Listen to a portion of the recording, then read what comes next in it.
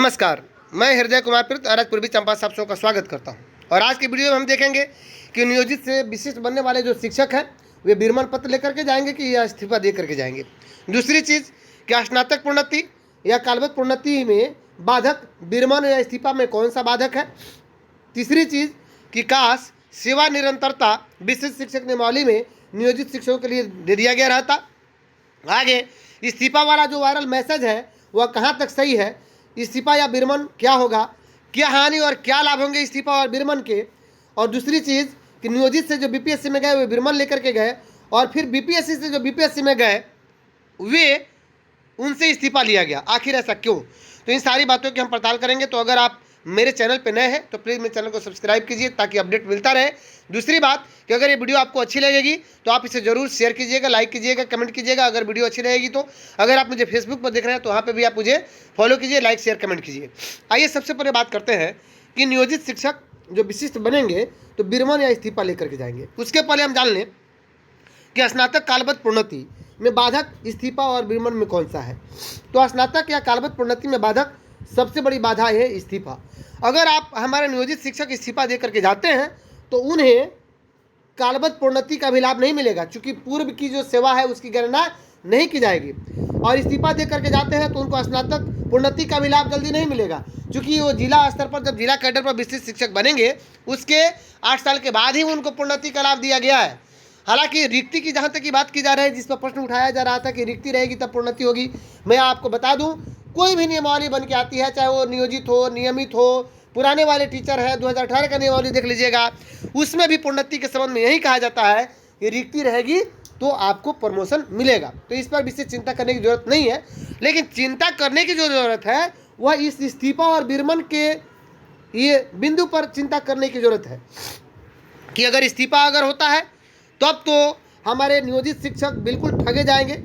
कारण क्यों कि एक बात बताइए, जब नियोजित शिक्षकों को कुछ बेहतर देने की बात की जा रही है, नियोजित से विशिष्ट बनाया जा रहा है, तो सरकार या शिक्षा विभाग के द्वारा कहा जा रहा है कि हम इनको बेहतर फैसिलिटी देने के लिए काम कर रहे हैं, बेहतर वेतन देने के लिए बात कर रहे हैं, हम इनको एलपीएस देने की बात कर रहे हैं। तो जब बेहतर देने की जो बात हो रही है तो पूर्व की जो सेवा है उसकी गणना क्यों नहीं हो रहा है।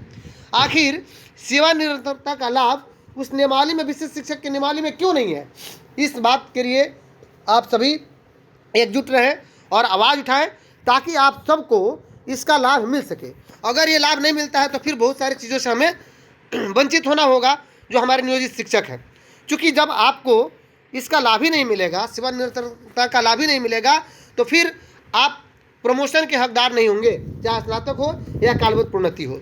दूसरी चीज़ कि इस्तीफा वाला जो वायरल मैसेज हो रहा है, तो जब भी किसी नियमावली का ड्राफ्टिंग होता है या कोई परीक्षा होने वाली होती है तो ड्राफ्टिंग होता है। आप लोगों ने देखा होगा विशिष्ट शिक्षक के लिए ड्राफ्टिंग हो रही थी और उसका रॉ मटेरियल फॉर्म में क्या क्या होगा वायरल हो रहा था, और बाद में हम सबों ने देखा कि वही सही हुआ।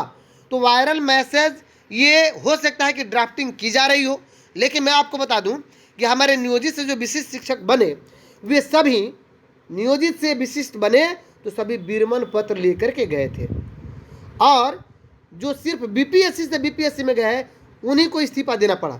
यानी नियोजित से भी अगर बीपीएससी बन गए और फिर बीपीएससी में गए, कहने का तात्पर्य है कि 1 to 5 या 6 to 8 में थे और वे चले गए मान लीजिए 9 to 10th में, या फिर उनका अगला TRE 2 में 10+2 में भी रिजल्ट हो गया तो अब उनको इस्तीफा देना पड़ा था।